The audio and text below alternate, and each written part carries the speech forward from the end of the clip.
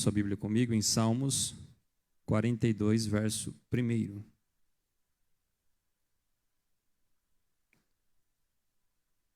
Salmos 42 e o verso 1.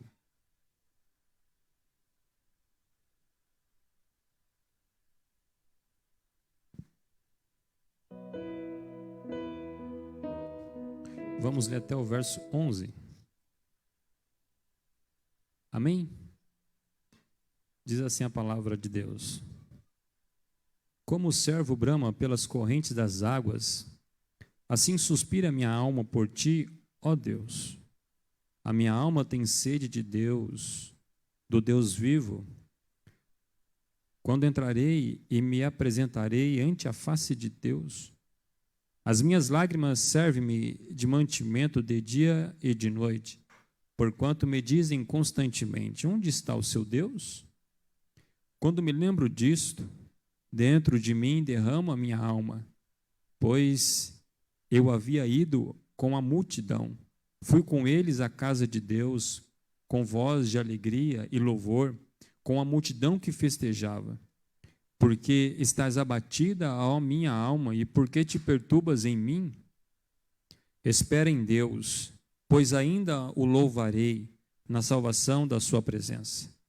Ó meu Deus, dentro de mim a minha alma está abatida, porquanto lembro-me de ti desde a terra do Jordão, e desde os Hermonitas, desde o pequeno monte. Um abismo chama outro abismo ao ruído das tuas catadupas. Todas as tuas ondas e vagas têm passado sobre mim. Contudo, o Senhor mandará de dia a sua misericórdia, e de noite a sua canção estará comigo, a oração ao Deus da minha vida. Direi a Deus, a minha rocha: por que te esquecestes de mim? Porque ando em pranto por causa da opressão do inimigo? Como com ferida mortal os meus ossos me afrontam os meus adversários, quando todo dia me dizem: onde está o teu Deus?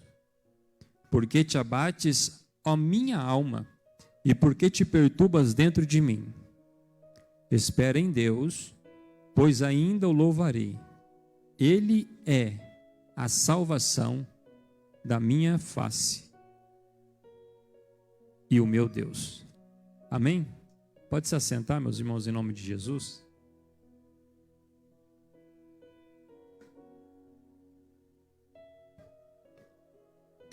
Este Salmos 42, que acredito que é conhecido por todos nós cristãos, principalmente o texto, quando ele faz alguns questionamentos com a sua alma. E ele pergunta, ele indaga, não é? Para si, para os seus sentimentos: por que te abates, ó minha alma? E este verso ele se repete por pelo menos 2 vezes no capítulo 42 de Salmos, Salmos 42. E logo nós vemos um escritor, alguém que está extremamente angustiado, depressivo. E eu acredito, irmãos, que um campo de batalha mais difícil de se gladiar é a nossa mente e o nosso coração. Porque aqui dentro só Deus sabe quantas e quantos embates visíveis e invisíveis existem dentro de nós mesmos. E muitos deles nós mesmos construímos.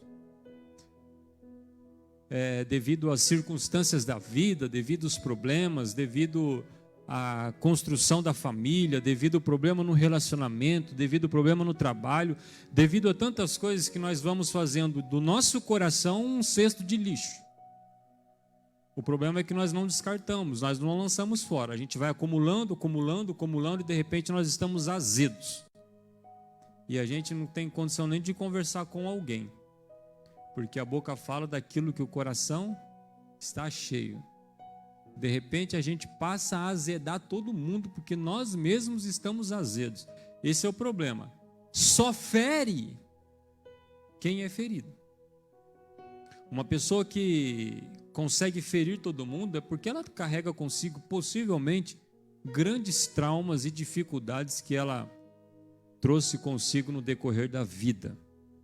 É por isso que Provérbios vai dizer assim, olha, sobre tudo que deve guardar, guarda o teu coração, porque deles procedem as saídas da vida. Irmão, o coração não é um recipiente onde nós devemos guardar tudo que é de coisa ruim. É um lugar onde nós devemos guardar sentimentos bons, e aqueles que não são bons nós colocamos para fora, conversando, orando, dialogando, porque não é bom. E quando eu faço uma análise do texto, eu de bate-pronto acreditava-se em um contexto totalmente diferente do que aquele que, na verdade, o Salmos 42, que nós não podemos agregar capítulos e versículos em Salmos, porque são poemas e cânticos. Então, Salmos 42, a partir do verso 1, se a gente olhar o contexto, a gente vai entender, talvez você vai entender hoje, um contexto diferente do que a gente imaginava do texto. Porque nós fazemos, às vezes, uma construção rápida e momentânea quando pegamos um texto isolado e não vemos o contexto dele. Mas só para você entender, não sei se na sua Bíblia vai estar o título do texto, mas nessa minha Bíblia vai estar assim, Salmos 42 vai dizer, a alma anela por servir a Deus no seu templo. Então o que nós vemos aqui, esse embate, ou esse questionamento interno desse escritor, nós vamos ver quem é o escritor, e é uma linda história por trás disso. Você vai ver que na verdade era o desejo dele de poder estar aonde? No templo, do lugar aonde eles foram tirados. Agora, para nós fazermos essa construção do texto, preste atenção, hoje o culto ele está bem resumido por conta do horário e de todas as restrições, mas hoje Deus nos trouxe aqui para nos dar uma palavra de alento e de esperança. Porque aquilo que o nosso pastor fala aqui, que a igreja é algo importante, porque aqui nós recebemos uma palavra que vai nos dar gás, força, para sairmos a partir dessa porta para fora e enfrentar as dificuldades, sabendo que Deus está conosco. Deus está conosco, meus irmãos. E essa é a nossa convicção. O livro de Salmos é uma coleção de 150 poemas dividido em 5 livros, compostos por autores inspirados pelo Espírito Santo para nos revelar essa rica literatura de adoração. Primeira coisa que vemos, que o autor do livro de Salmos não é um só. Alguns acreditavam que era apenas Davi, mas não é Davi. Davi compôs inúmeros salmos, mas ele não é o único escritor de salmos. Existem outros. A autoria da maioria dos salmos é atribuída ao rei Davi, a qual teria escrito pelo menos 74 poemas. Asaf é considerado o autor de pelo menos 12 salmos. Os filhos de Coré escreveram em torno de 9 salmos, e o rei Salomão ao menos 2. Emã, com os filhos de Corá, bem como Etã e Moisés, escreveram no mínimo, um cada. Então a gente vê diversos escritores que escreveram salmos, que são cânticos, louvores a Deus, em momentos diferentes, em contextos diferentes. Só que todos eles servem para nós hoje como uma base de meditação e de inspiração. Principalmente o que nós vamos meditar hoje. Para que os irmãos saibam, os salmos são mais escritos em questionamentos, em formas de questionamentos, do que propriamente em agradecimento. Dentro do Salmos 42, nós vemos alguns questionamentos que esse escritor faz. Os Salmos 42 foram escritos pelos filhos de Corá, e alguns vai de Coré, que foram aqueles homens no livro de Números, no capítulo 16, que armaram todo aquele embosco contra Moisés. Corá ou Coré foi um israelita da tribo de Levi, que esse é o pai desses que escreveram os livros, ou escreveu o capítulo 42 ou Salmos 42. Eles vêm da tribo de Levi, descendente da casa de Coate através de Izar. A história de Corá, eu vou falar Corá, irmãos, que para mim é mais fácil. É conhecida na Bíblia por causa da rebelião que ele promoveu contra a liderança de Moisés e Arão. Corá viveu durante o tempo da peregrinação do povo de Israel rumo à terra prometida. Então nós vemos que esses são os filhos de Corá, os que escreveram os Salmos 42. Quem foi Corá? Corá é aquele que fermentou uma rebelião contra a liderança de Moisés, o sacerdote Arão. O motivo da rebelião de Corá entre os levitas, que nós também classificamos como coatitas, se uniu a outro movimento de oposição liderada por Datã, Abirão e On, da tribo de Ruben. Esses homens sentiam inveja da liderança de Deus e constituiu sobre Israel, da liderança que Deus constituiu sobre Israel, com Moisés e Arão. Ou seja, Coré ou Corá era um rebelde. Se você abrir a sua Bíblia comigo em Números, capítulo 16, está assim: e Corá, filho de Izar, filho de Coate, filho de Levi, tomou consigo a Datã e a Abirão, filhos de Eliabe e de On, filho de Pelete, filho de Ruben. Ou seja, aquele que organizou toda aquela construção vem desses três, mas possivelmente aqui Corá, Datã e Abirão. E levantaram-se perante Moisés com 250 homens. Quem eram esses 250 homens? Esses 250 homens, você vai encontrar a descrição dele a partir do versículo de número 7. Quando vai dizer: e pondo fogo neles amanhã, sobre eles deita incenso perante o Senhor, e será que o homem a quem o Senhor escolher, este será o santo. Basta-vos, filhos de Levi. Disse mais Moisés a Corá, ouvindo agora, filhos de Levi: porventura pouco para vós é que Deus de Israel vos separou da congregação de Israel para vos fazer chegar a si e administrar o ministério do tabernáculo, Senhor, e estar perante a congregação para ministrar-lhe. E te fez chegar a todos os teus irmãos e filhos de Levi, contigo ainda também procurais o sacerdócio. Ou seja, diante daquele cúmulo que se levantou contra Moisés e Arão, agora está Corá, que é o pai desses que escreveram os Salmos, Datã e Abirão, e eles fizeram um cúmulo com 250 homens que também serviam no templo, que eram da tribo de Levi. Ou seja, Moisés está dizendo para eles: vocês não estão contentes com a responsabilidade que Deus deu a vocês de cuidar do tabernáculo, da casa de Deus, e agora vocês também querem ser sacerdotes? Porque o argumento que eles usavam era que Moisés estava se tornando mais santo do que a própria congregação, querendo se colocar acima do povo de Deus. E aquilo magoou o coração daquele homem, que desde o princípio dependeu de Deus exclusivamente para tudo. E agora se levanta esses homens em uma rebelião formada às escuras para tentar destruir e denegrir um grande homem, um líder, a qual estava tomando a decisão certa, instruído por Deus, para levantar Arão como sacerdote da casa de Deus. Mas uma coisa me chamou a atenção, que quando eles fazem todo esta rebelião contra esses homens, a Bíblia vai dizer que eles fazem a parte do incenso. Mesmo assim, ninguém permanece do lado de Moisés, nem de Arão, a não ser os 70 anciãos. O resto de toda a congregação foram contaminados por aquele pensamento pernicioso e maligno que Corá promoveu diante de toda a congregação para inibir ou manchar, não é?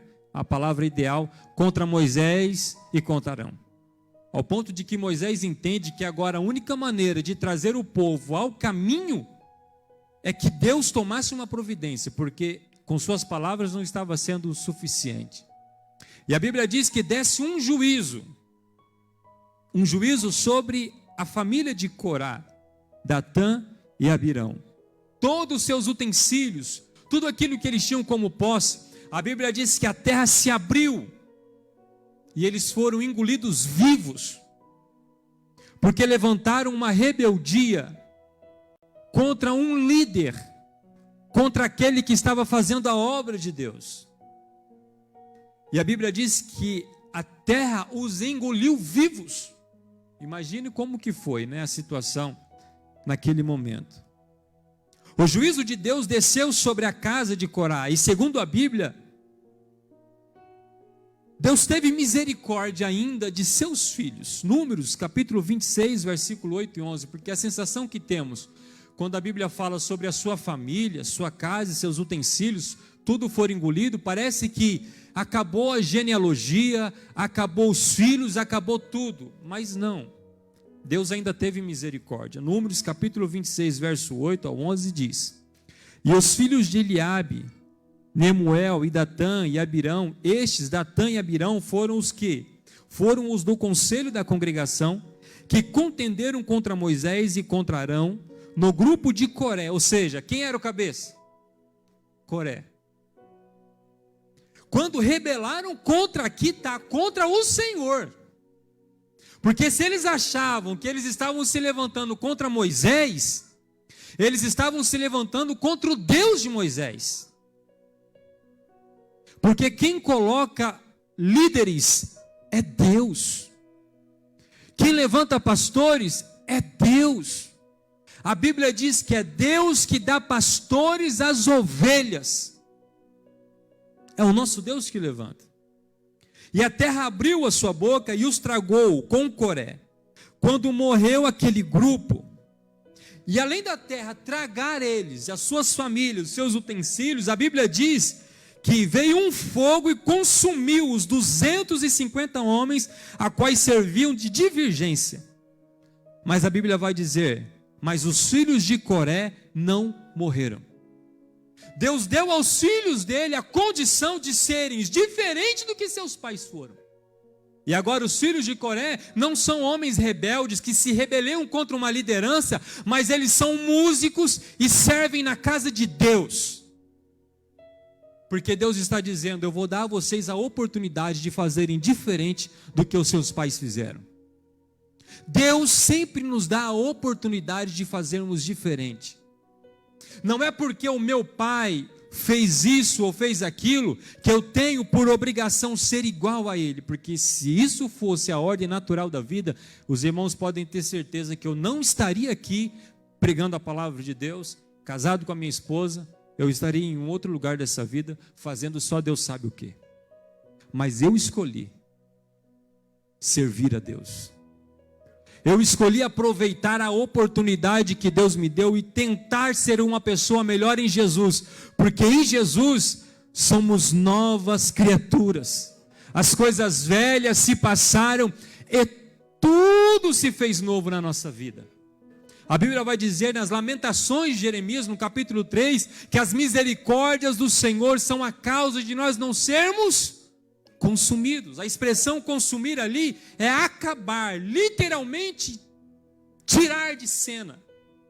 O que Jeremias estava dizendo diante de toda aquela construção, que na verdade é o mesmo contexto do Salmo 42, é que assim, olha, Deus é tão bom que nós estamos cativos, sofrendo, mas ainda tem um povo mínimo aqui que Ele está preservando.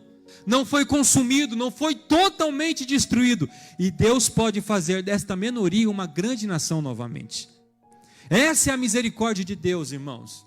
A misericórdia que nos sustenta, a misericórdia que nos protege, a misericórdia que nos dá uma nova oportunidade de sermos pessoas melhores, a oportunidade que nos dá, uma misericórdia que nos dá uma oportunidade de sermos cristãos melhores, maridos melhores, esposas melhores, filhos melhores, porque a vida, ela passa. Eu não posso cravar que o culto vai acabar e eu vou chegar vivo na minha casa, mas se eu acordar amanhã, eu tenho que levantar os meus olhos para o céu, dobrar os meus joelhos e agradecer a Deus pela misericórdia dEle, porque Ele me deu o direito de ser melhor a cada dia. O que os filhos de Coré fizeram foram tentar ser melhor, e eles foram. Bom, Deus deu aos filhos de Coré a oportunidade de serem diferentes de seus pais, e assim eles os fizeram e se tornaram músicos na casa de Deus. Nesses salmos percebemos a angústia e tristeza de Davi, percebemos a angústia e a tristeza, deste povo. Porque agora o escritor aqui é os filhos de Coré, e ele está fazendo detrimento a uma angústia de que a alma nela em estar na casa de Deus, porque naquele momento o povo foi levado cativo à Babilônia, e o templo foi destruído. E o desejo que havia no coração daquele povo é em poder estar na casa de Deus, em poder estar no templo, porque para o judeu, o lugar de adoração era no templo, era onde a Shekinah de Deus se manifestava. E é ali onde eles cultuavam a Deus. E quando os babilônicos vêm e levam eles cativos para a Babilônia, tiraram deles o direito de estarem na casa de Deus. E quando você abre a sua Bíblia em Salmos 42, no verso 1, ele vai dizer: como o servo brama pelas correntes das águas, assim suspira a minha alma por ti, ó Deus. A minha alma tem sede de Deus. Porque quando o salmista diz: por que te abates, ó minha alma, por que te perturbas dentro de mim? Ele está dizendo assim, porque parece que realmente o sofrimento não era fácil. Ser escravo dentro de Babilônia não deveria ser fácil, mas o maior abatimento deste povo não era simplesmente a escravidão em uma terra longínqua, mas era a necessidade de estar na casa de Deus. O que eles estavam dizendo é: nós queríamos tanto poder estar na casa do Senhor, e nós não podemos. Olha o que ele vai dizer no verso 4. Eu me lembro disto.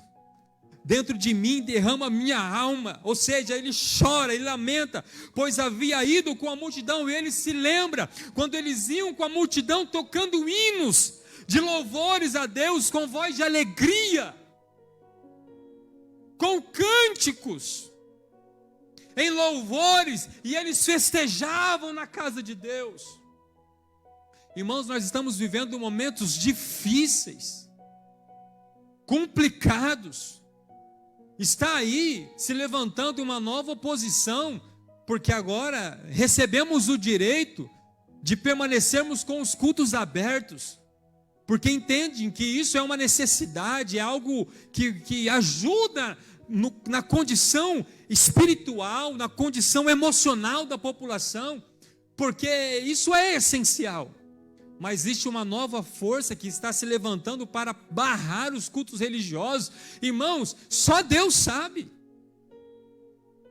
Assim como eles, por uma força maior, foram tirados o direito de estarem na casa de Deus, como nós podemos garantir que daqui uma semana, um mês, não vai ser direito, de novo, tirado o direito dessas portas se fecharem e nós permanecemos na nossa casa? A diferença é que de nós para eles, é que eles ansiavam, eles desejavam, eles choravam em poder estar na casa de Deus e não podiam. Não falo de uma maneira geral, porque glória a Deus que estamos aqui hoje, estamos glorificando o nome do Senhor, mas muitos hoje podem estar e não estão, preferem ficar em casa, preferem ficar no sofá. Eu até vi um comentário, não sei se foi um comentário, se foi um vídeo, que diz assim: eu vou assistir o culto na minha casa mesmo, no YouTube, porque tá bom. Aí o cara falou assim: então quando você tiver fome, assiste lá o iFood e enche a sua barriga. É importantíssimo o trabalho da live, essa transmissão que fazemos, para aqueles que não podem estar, que são grupos de risco, para aqueles que uma outra hora, em um outro momento estarão ouvindo esta palavra, para aqueles que não são cristãos e estão desejando ouvir uma palavra de esperança, mas para nós, que podemos e devemos estar na casa de Deus, e às vezes opinamos em permanecer na nossa casa, é um lamento para a nossa alma. Porque a casa de Deus é onde Ele ordena a bênção e a vida para todos sempre. Deixa eu fazer uma pergunta para mim e para você. Você ama estar na casa de Deus? Olha o que o salmista vai dizer. Salmos 42, verso 4, ele vai falar das suas lembranças, quando ele desejava, ele lembrava dos momentos que ele tinha aqui. Irmãos, quando isso aqui virar lembrança, que situação complicada. Eu me lembro quando eu podia cantar com as irmãs e hoje eu não posso. Eu me lembro quando eu podia cantar com os jovens e hoje eu não posso. Irmãos, vamos aproveitar hoje. Hoje é aqui, nós estamos no culto. Nós estamos aqui, glória a Deus. Glória a Jesus, nós estamos aqui na casa do Pai. E isso é motivo de nós regozijarmos, alegrarmos, porque Deus está aqui nessa noite. E esse é um lugar de adoração. Salmos 122, verso 1. Davi amava estar na casa de Deus. Ele diz assim: alegrei-me quando me disseram, vamos à casa do Senhor. Irmão, quando bate aquela quarta-feira, o sábado, o domingo de manhã, o domingo à noite, aí chega a hora de vir para o culto, se a gente falar assim, culto hoje? Olha o que o salmista está dizendo. Alegrei-me quando me disseram, tem culto hoje, vamos? Isso é uma alegria para o cristão. Se o cristão não se alegrar em vir ao culto, ele vai se alegrar com o quê? Se o motivo de eu comprar o meu carro é a maior alegria do que estar na presença de Deus, o que tem mais valor para mim? Se eu posso estar na casa do Pai, as portas estão abertas, porque, irmãos, o nosso irmão Diego trouxe aqui uma mensagem no culto de missão, na janela, não é? 10h40. Tem muitos que podem ter pedaço de uma folha da Bíblia escondida no bolso, e olha lá. Outros, para cultuarem, tem que se esconder nas cavernas. Está voltando lá na primícia da igreja, quando os nossos irmãos, para cultuar, tinham que entrar nas cavernas. Quantos cristãos mortos, perseguidos, e nós às vezes com a Bíblia em casa, com a porta da igreja aberta, e com a oportunidade de estarmos aqui, às vezes nós preferimos não estar. E há de começar de mim.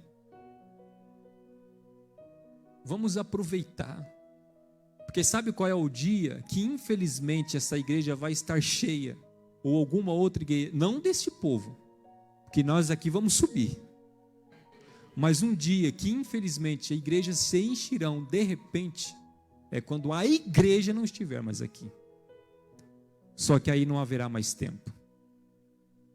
Enquanto podemos, vamos estar aqui, vamos permanecer na casa do Pai. A mesma necessidade de Davi de estar na casa de Deus também deve ser a nossa.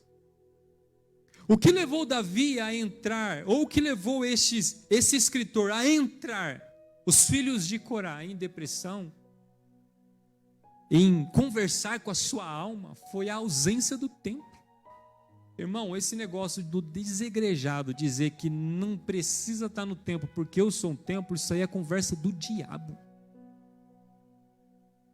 Porque estar longe da casa de Deus trouxe sobre aqueles homens um sentimento depressivo, de lamento. A palavra tristeza ou lágrimas, você vai encontrar ela por mais de 4 vezes no Salmo 42, que inclusive faz ligação com o Salmos 43, que ele foi dividido por uma maior compreensão, mas é o mesmo conteúdo. Quem não vem para a casa de Deus é uma pessoa triste. É ou não é? Falta um culto, falta 2 cultos, falta 3 cultos, falta um mês, você vai perceber que a sua alegria vai se esvaziando, porque um crente alegre é um crente que vem no culto, um crente alegre é um crente que vem aqui, vê as criancinhas cantando, meu Deus é um Deus grandão, Meu Deus, vem falar que você não canta e não bate pão, dá vontade de vir aqui na frente e cantar com as crianças, não dá? Dá vontade. Você vê o grupo de louvor aqui adorando a Deus, o pessoal aqui louvando. Meu Deus, irmão. Você vê os jovens cantando, as irmãs adorando. Que coisa linda, você entra na casa de Deus e vê aqui homens que são exemplos. Aí de repente o nosso pastor vem aqui, nos traz uma palavra de força, de esperança, e nós saímos daqui tristes. É impossível. Só se nós não cultuamos. Aqui é a fonte de alegria. Aqui a casa de Deus é fonte de paz. A casa de Deus é fonte de esperança. Nós entramos aqui às vezes sem esperança, devido às circunstâncias do mundo, mas quando nós entramos na casa de Deus, dobramos os nossos joelhos, e as criancinhas vêm aqui cantando, meu Deus é um Deus grandão, e os nossos jovens vêm e cantam, e as nossas irmãs vêm e cantam, o grupo de louvor adora, e o pastor prega, nós saímos daqui e dizemos, eu sou um vencedor em Cristo Jesus. Uma perda de um culto é algo incalculável para a nossa vida. Incalculável. Que nós possamos dar mais valor em estarmos na casa de Deus. Porque Davi aqui é um rei. Que tem trono, que tem as suas concubinas, que tem o seu dinheiro ou o seu patrimônio, que tem os seus servos, que tem o seu exército, que tem a sua riqueza, mas ele está dizendo assim, olha, nada disso me dá tanta alegria, do que alguém chegar em mim e dizer, vamos à casa de Deus. Que essa alegria possa queimar no nosso coração.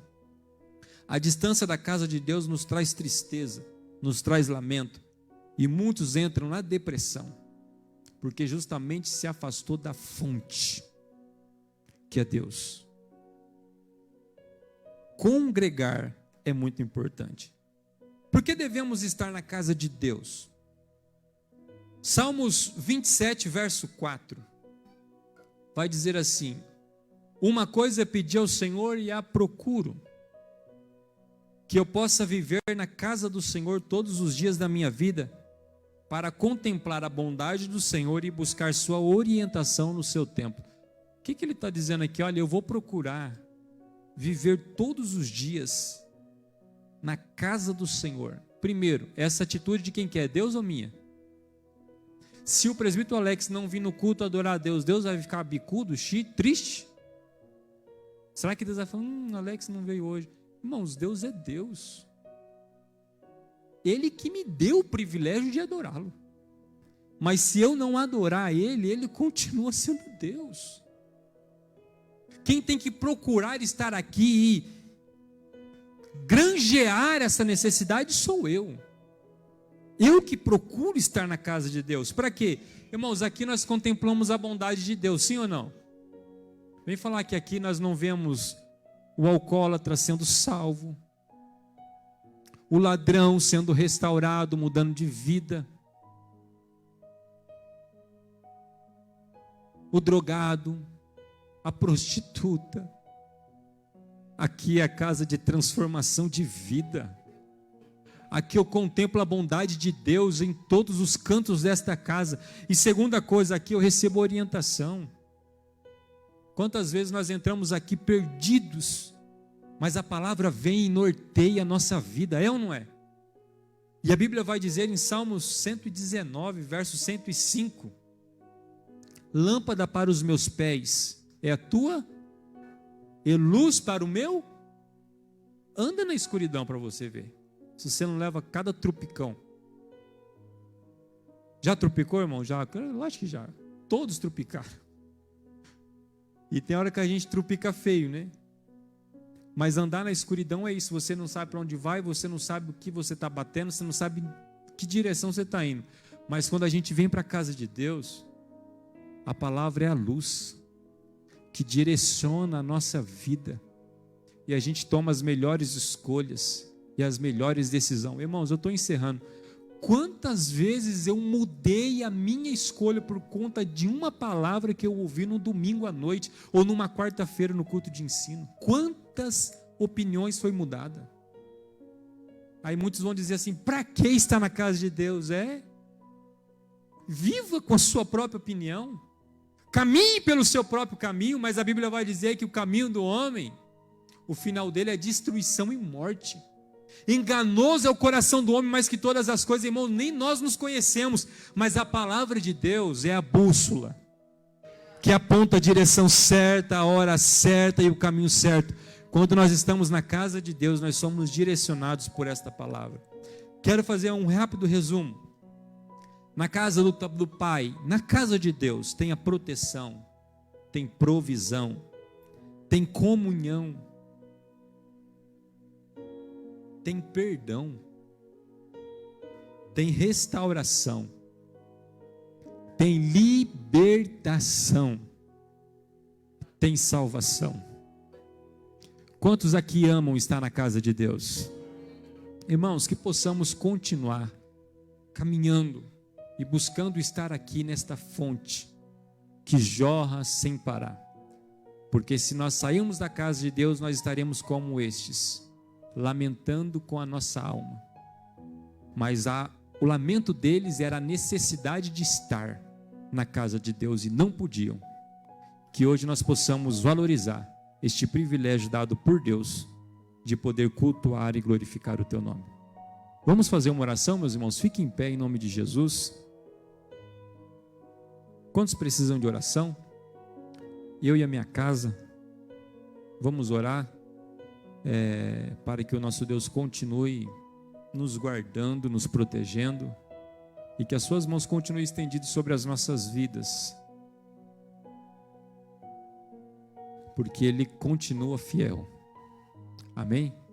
Pai, muito obrigado, Senhor, pela oportunidade, pelo privilégio de estar aqui na Tua presença. Senhor, que possamos valorizar cada dia mais o momento de estarmos aqui e prestar a Ti um culto alegre, um culto de reverência, um culto santo e agradável ao Senhor, que é o nosso culto racional. Abençoe a Tua igreja, aqueles que estão nos assistindo ou estarão nos assistindo. Pai, em nome de Jesus, aqueles que não puderam estar aqui por motivos justificáveis, aqueles, Senhor, que estão desanimados, Pai, coloca as Tuas mãos sobre nós, sobre a Tua cidade, e, Senhor, nos livre deste vírus tão terrível que tem assolado a nossa vida, a nossa sociedade, os nossos parentes, os nossos irmãos. Pai, em nome de Jesus, abençoe a vida do nosso pastor, a sua família, continue usando, Senhor, e faça sempre o Teu querer. É o que nós te pedimos no nome poderoso de Jesus. Amém.